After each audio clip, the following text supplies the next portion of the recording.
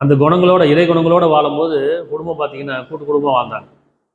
அப்படி வாழும்போது நல்ல ஆரோக்கியமான மன அமைதி இருந்தது, ஆரோக்கியம் இருந்தது, நல்ல உணவு இருந்தது. மெயினாக வந்து கூட்டு குடும்பம் நல்ல உணவு, தூய்மையான உணவு.